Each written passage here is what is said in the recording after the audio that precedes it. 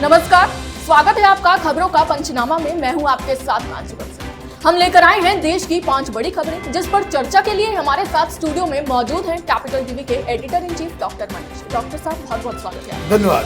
सबसे पहले नजर डालते हैं हेडलाइंस पर।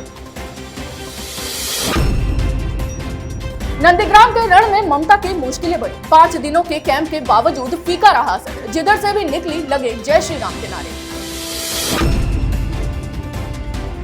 चुनावी समर में प्रधानमंत्री मोदी का प्रचंड प्रहार। केरल की रैली में बोले कांग्रेस और लेफ्ट ने की मैच फिक्सिंग, जनता को रहना होगा अलर्ट।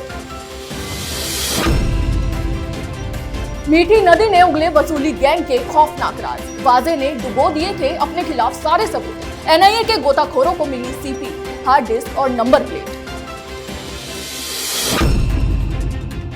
महाराष्ट्र के नांदेड़ साहिब में हिंसा। धार्मिक जुलूस को पुलिस ने रोका तो बौखलाए लोग, चले पत्थर और डंडे। 400 लोगों पर केस दर्ज। दिल्ली से महाराष्ट्र तक कोरोना से बुरा हाल। केजरीवाल सरकार के इंतजाम की फिर खुली पोल। कई निजी अस्पतालों में वेंटिलेटर और बिस्तर खत्म।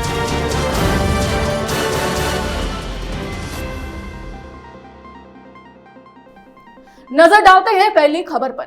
पश्चिम बंगाल और असम में दूसरे चरण के चुनाव के लिए आज प्रचार खत्म हो गया। वैसे तो 1 अप्रैल को दोनों राज्यों की कुल 69 सीटों पर वोट पड़ने हैं, लेकिन एक जंग है जिस पर सबकी नजर है और वो है बंगाल के नंदीग्राम की जंग। ये सीट बीजेपी और टीएमसी दोनों के लिए नाक की लड़ाई बनी हुई है। किसी जमाने में टीएमसी की ताकत रहे और नंदीग्राम के नायक के नाम से मशहूर शुभेंदु अधिकारी अब बीजेपी से उम्मीदवार है और ममता बनर्जी खुद टीएमसी की उम्मीदवार है। मतलब यहाँ लड़ाई सीधी है, पर दीदी के लिए ये इतना आसान भी नहीं है। पिछले 5 दिनों से वो यहाँ कैंपेन कर रही हैं, लेकिन इसका असर यहाँ भी दिख नहीं रहा है। आज भी वो जिस रास्ते से गुजरी वहां जय श्री राम के जमकर नारे लगे। दूसरी तरफ अमित शाह ने शुभेंदु अधिकारी के लिए रोड शो किया तो लोगों का हुजूम उमड़ पड़ा। डॉक्टर साहब, क्या कहता है बंगाल? देखिए, नंदीग्राम के अंदर जो पूरी तरीके से जो रिपोर्ट्स आ रही है वहाँ पे, वो पूरा का पूरा समुदाय के नाम पे वोटों का डिवीज़न हो गया है। ममता बनर्जी मुस्लिम वोटर्स के साथ और कुछ हिंदू वोटर के साथ वो वहाँ पे चुनाव लड़ रही हैं, जबकि शुभेंदु अधिकारी के साथ वहाँ की आम जनता है। तो ये जो डिवीज़न हुआ है, जिसको कह सकते हैं कि कंप्लीट पोलराइजेशन हो चुका है। नंदीग्राम ही नहीं, बंगाल के ज़्यादातर चुनाव क्षेत्र में यही हाल नज़र आ रहा है। आज ममता बनर्जी का जो रोड शो रहा वो ज़्यादातर माइनॉरिटी वाले इलाके से हो के गुजर रहा था, लेकिन एक पैच ऐसा था कि जिस जगह से अमित शाह की रैली होने वाली थी, उनका रोड शो होने वाला था, उसी रास्ते से ममता भी गुजरने वाली थी। तो ममता जब वो पहले गुजरी तो लोग जो वहाँ मौजूद थे वो जहाँ जहाँ जैसे जैसे गुजरती गई जय श्री राम के नारे लगते गए। तो ये अपने आप में बता रहा है कि ममता बनर्जी पूरी तरीके से फंस चुकी है नंदीग्राम में। जिस दिन नंदीग्राम में उनका पहला रैली हुआ था तो उस दिन ही उन्होंने अचानक से ये घोषणा कर दी थी कि वो नंदीग्राम से चुनाव लड़ेगी, और उस वक्त भी कई सारे लोग यही कह रहे थे कि ममता बनर्जी ने ये फैसला, एक ऐसा फैसला लिया है जिससे सिर्फ और सिर्फ ममता बनर्जी और टीएमसी को नुकसान होने वाला है। बढ़ते हैं अगली खबर की ओर। आज प्रधानमंत्री नरेंद्र मोदी मिशन साउथ पर थे। केरल और तमिलनाडु में उन्होंने जमकर प्रचार किया। इस प्रचार में उन्होंने अपने अंदाज में कांग्रेस और लेफ्ट पर प्रचंड प्रहार किया। मेट्रो मैन ई श्रीधरन के लिए पलक्कड़ में प्रचार करते हुए उन्होंने लोगों को आगाह किया कि एलडीएफ और यूडीएफ को अलग अलग ना समझे। कांग्रेस और लेफ्ट ने सत्ता के लिए आपस में मैच फिक्सिंग की हुई है। ऐसे में इनके जाल से निकलना बहुत जरूरी है। डॉक्टर साहब, केरल को लेकर प्रधानमंत्री मोदी ने जो कहा वो तो सच ही लगता है। यूडीएफ और एलडीएफ ने किसी सियासी पार्टी को पनपने ही नहीं दिया। देखिए, सिर्फ वहाँ पे किसी को पनपने देने की इसका सवाल नहीं है। प्रधानमंत्री मोदी का इशारा इनके विरोधाभास को लेकर के था कि किस तरीके से वहाँ पे कांग्रेस और लेफ्ट आपस में एक दूसरे से लड़ते हैं, और वहीं आप चले जाएं बंगाल तो ये दोनों गठबंधन बना करके भारतीय जनता पार्टी के खिलाफ लड़ रहे हैं। ये कहीं और नॉर्थ इंडिया में भी, जिस तरह से आप बिहार के अंदर चुनाव था, उसमें भी लेफ्ट पार्टियां कांग्रेस पार्टी के साथ मिलकर के भारतीय जनता पार्टी और जेडीयू के गठबंधन से लड़ रही थी। तो मतलब ये है कि ये जो पार्टियां हैं, इनकी कोई विचारधारा नहीं है। ये एजेंडा पे काम करते हैं। ये वैचारिक पार्टी नहीं है बल्कि एजेंडाधारी पार्टी है, और इनका एजेंडा यही है कि एन केन प्रकारेण भारतीय जनता पार्टी को हराना है। अब ये सबसे ज़्यादा 30 मार कहाँ बनते हैं कि भाई सबसे सेकुलर पार्टी हम हैं। अब केरल के अंदर मुस्लिम लीग से कांग्रेस पार्टी हाथ मिला ली है। लेफ्ट फुरफुरा शरीफ एक मौलाना जो इंडियन सेकुलर फ्रंट के नाम से, वो प्योर इस्लामिक एक ऑर्गेनाइजेशन है, उससे हाथ मिला करके आप बंगाल में लड़ रहे हैं वामपंथी, और उसमें कांग्रेस पार्टी भी है, और असम के अंदर आप बदरुद्दीन की पार्टी से लड़ रहे हैं। तो मतलब ये कि इनकी जो विचारधारा है वो टोटल ही इसको कह सकते हैं कंट्राडिक्टरी है। ये खुद को सेकुलर कहते हैं और तमाम ये जो इस्लामिक और जिहादी टाइप के जो एलिमेंट्स हैं उनके साथ ये हाथ मिलाकर के चुनाव लड़ने की बात करते हैं। और जब ये कहते हैं कि भाई इनके पास कोई अलग प्लान है, अब ये मनमोहन सिंह जो हिंदुस्तान के अंदर में लिबरलाइजेशन के जनक हैं, उनके साथ वामपंथी किस हिसाब से गठबंधन बनाते हैं, ये अपने आप में बताता है कि ये कांग्रेस पार्टी हो, लेफ्ट हो, ये तमाम सेक्युलर पार्टियां ये सत्ता को पाने के लिए जनता को बेवकूफ़ बनाते हैं। और इसी बात का जो एग्जाम्पल प्रधानमंत्री मोदी आज तमिलनाडु और केरल के लोगों को बता रहे थे। नजर डालते हैं अगली बड़ी खबर पर, और ये खबर है महाराष्ट्र के वसूली गैंग की। वाजे से पूछताछ में एनआईए को हर दिन नया राज पता चल रहा है। अब की बार एनआईए की टीम गोताखोरों के साथ जब मीठी नदी के पास पहुंची तो लोग फिर हैरान रह गए। वाजे की निशानदेही पर एनआईए ने इस नदी से सीपीयू, प्रिंटर, हार्ड डिस्क और नंबर प्लेट जैसी कई चीजें बरामद की। इन चीजों पर हथौड़े के निशान भी मिले हैं। सूत्रों की माने तो वाजे ने यह कबूल भी कर लिया है कि उसने इन सबूतों को नष्ट करने की कोशिश की थी। डॉक्टर साहब, ये पूरा मामला क्या है? कभी होटल, कभी नदी, कभी सड़क, इसके तार कहां से जुड़े हैं? देखिए, ये एक क्रिमिनल माइंडेड शख्स है सचिन वाजे। ये कोई पुलिस वाला नहीं है। बेसिकली ये क्रिमिनल था जो खाकी वर्दी पहना हुआ था, और इसको पॉलिटिकल प्रोटेक्शन बाकायदा मिला हुआ था। अभी वहाँ की जो सरकार है, चाहे वो कांग्रेस पार्टी हो, एनसीपी हो या फिर शिवसेना हो, सचिन वाजे को सारे लोग प्रोटेक्ट कर रहे थे।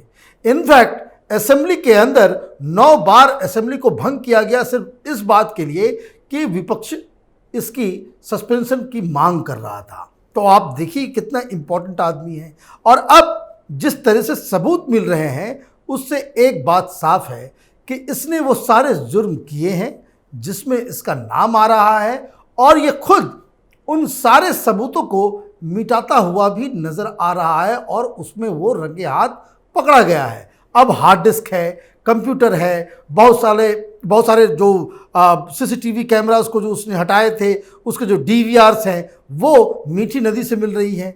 साथ ही साथ एक और नया खुलासा हुआ है कि जो नंबर प्लेट्स जो मिले हैं वो बाकायदा गुजरात से चोरी की हुई गाड़ियों की है। अब क्या इन लोगों का कनेक्शन है? अब आज जिस वक्त हम रिकॉर्ड कर रहे हैं उस समय ये ब्रेकिंग न्यूज़ आ रहा है कि एक और सफ़ेद रंग की एसयूवी जो है वो पाई गई है जिसका इस्तेमाल सचिन वाजे किया करता था। मतलब एक बात बहुत ही साफ है, सचिन वाजे इतनी सारी गाड़ियों, इतना होटल, ये सबूत जो मिल रहे हैं ये बताता है कि ये आदमी अकेला काम करने वाला नहीं है। इसके साथ एक पूरा तंत्र है, बड़े बड़े लोग हैं, बड़े बड़े पॉलिटिशियन हैं, और सरकार के बड़े बड़े अधिकारी भी इसमें शामिल हो सकते हैं। इन सब चीज़ों को नकारा नहीं जा सकता है। अच्छी बात यह है कि वो खुद इन सब चीज़ों को स्वीकार भी कर रहा है, और वो अकेला ही नहीं, अब तो ये मालूम चल रहा है कि उसके साथ जो उसका जो सहयोगी काजी है वो भी पकड़ा गया है, वो भी बहुत सारे खुलासे कर रहा है। तो अभी तो खेल शुरू हुआ है। कई सारे सफ़ेदपोश मंत्री और नेता और बड़े बड़े लोग इस पूरे रैकेट में लिप्त पाए जाएंगे, और ये एक अच्छी खबर है। बढ़ते हैं अगली खबर की ओर। एक तरफ कोरोना का कहर है तो दूसरी तरफ महाराष्ट्र पुलिस कानून और व्यवस्था लागू करने में भी नाकाम ही दिख रही है। घटना नांदेड़ साहिब की है। सिख समुदाय के लोग होला मोहल्ला जुलूस निकाल रहे थे। पुलिस का आरोप है कि इस जुलूस की इजाजत नहीं ली गई थी, लिहाजा इसे रोका गया और भीड़ बेकाबू हो गई। जमकर डंडे और पत्थर चले कि पुलिस वाले घायल हो गए। अब नांदेड़ पुलिस ने 400 से ज्यादा लोगों के खिलाफ केस दर्ज कर लिया है और करीब 20 लोगों को गिरफ्तार भी कर लिया है। डॉक्टर साहब, जो हुआ वो सही नहीं था। पुलिस हमेशा नाकाम रहती है मुंबई। देखिए, एक अजीबोगरीब स्थिति बन रही है। नांदेड़ की कहानी तो सारे लोग जान ही रहे हैं कि किस तरीके से ये लोग बाहर निकल करके एक जुलूस निकालना चाह रहे थे। ये ट्रेडिशनल काम होता था, लेकिन कोरोना का बहाना बना करके आपने इसे रोक दिया। क्या मुंबई के अंदर सारे कोरोना के जो पूरे जो मापदंड हैं, जो बताया जा रहा है कि भाई ऐसे करना चाहिए, ऐसे मास्क लगाना चाहिए, सोशल डिस्टेंसिंग होना चाहिए, ये क्या महाराष्ट्र के हर शहर में हो रहा है? फिर आप एक शहर को, एक जगह पे, एक समुदाय को टारगेट बना करके क्यों आप ऐसा काम करते हैं? अब इन सब चीज़ों को लेकर के एक नाराज़गी हुई और उससे ये एक कह सकते हैं कि अनफॉर्चुनेट घटना घट गई। ये सिर्फ नांदेड़ की बात नहीं है, आप इतनी दूर मत जाइए। दिल्ली के अंदर कल क्या हुआ? दिल्ली के अंदर कई सारे, जो ईस्ट दिल्ली में खास करके, ईस्ट दिल्ली के अंदर जो शाहदरा में पता नहीं कौन से डीसीपी साहब हैं, जो लगातार इस बात को आप होलिका दहन जलाने नहीं दे रहे हैं। इस तरह के वीडियो सामने आ गए, इस तरह की चीज़ें आ गई। भाई आपको गाइडलाइंस मनवाना है, आप पहले से बता करके रखें लोगों से। आप अब वहाँ पे होलिका दहन जलाने के बाद पुलिस वाले उसमें पानी डाल रहे हैं, इस तरह के वीडियो सामने आ रहे हैं। ये तो एक तरीके से आप खामखा के सिचुएशन को और ख़राब करने वाले लोग हैं। तो पुलिस का काम क्या रह गया है? पुलिस का काम यही रह गया है कि जितने भी जो हिंदू फेस्टिवल्स हैं उसके अंदर विघ्न डालने का। आप हर जगह, दिल्ली के अंदर एक नया बवाल शुरू हो गया है कि ऐसे कैसे हो सकता है कि पुलिस वाले, वहाँ पे पूजा हो रहा है, वहाँ पाठ हो रहा है, आप अगर आपको कोई चीज़ लागू करवाना भी है, आप स्थानीय लोग से पहले से भी आप बात करेंगे। अब उसके बाद जब से ये घटना घटी है, डीसीपी जो है वो एक्सप्लेनेशन देता हुआ घूम रहा है कि नहीं, ये नहीं हुआ था, वो नहीं हुआ था। हकीकत ये है कि ये डीसीपी झूठ बोल रहा है, और झूठ इसलिए बोल रहा है क्योंकि ये रंगे हाथ आजकल के वीडियो में सारा कुछ पकड़ाया हुआ होता है। और मैं एक और बात कहता हूँ कि अगर आपको इस तरह की चीज़ें करनी भी है, आप डीसीपी हैं, आप कमिश्नर ऑफ पुलिस हैं, आप अखबार में, टेलीविजन में क्यों नहीं ऐड डालते देते हैं? आप लिख करके इस तरह की चीज़ ऐलान करें। ये आप इस तरह की चीज़ों को, अगर आपको ये काम करना भी है, परमिशन नहीं देना है, तो आप बाकायदा ऐलान करें कि भाई परमिशन नहीं है।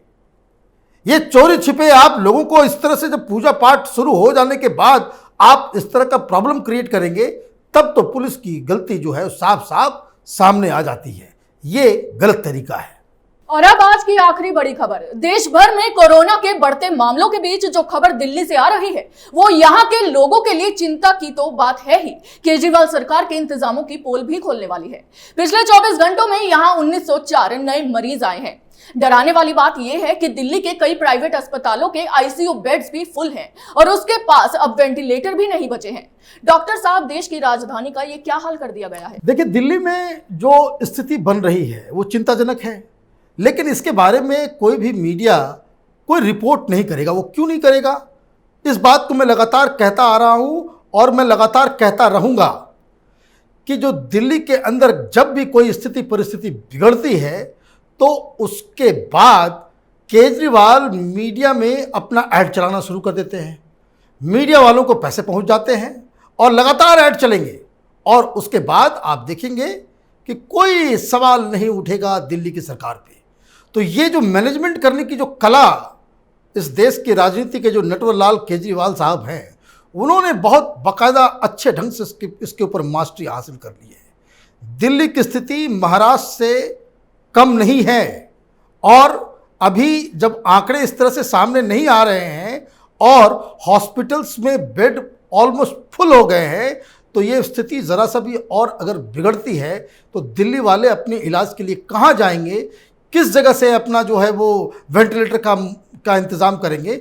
इसका कोई जवाब देगा? कोई जवाब नहीं देगा। देखिए, 1 साल के अंदर में जो कुछ हुआ है वो हिंदुस्तान की जनता को ऊपर वाले ने ही बचाया है।